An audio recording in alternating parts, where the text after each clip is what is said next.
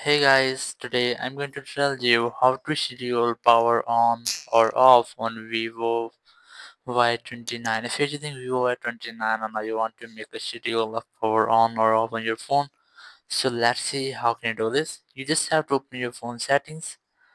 In settings, just look for shortcuts and accessibility.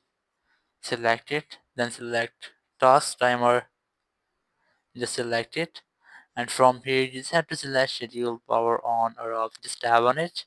And here you will get the two schedule. You can easily make two schedule of your power on and two for power off. You just have to select to customize it. Just select and select time, and here you can easily customize the time which you want. And here's the days you can select. And after the selection, you just have to enable the setting to enable the schedule of power on, and this is the schedule of power off. So that's how you can easily make a schedule of power on or off on Vivo Y29. Thank you very much for watching the video. Until next video, bye bye.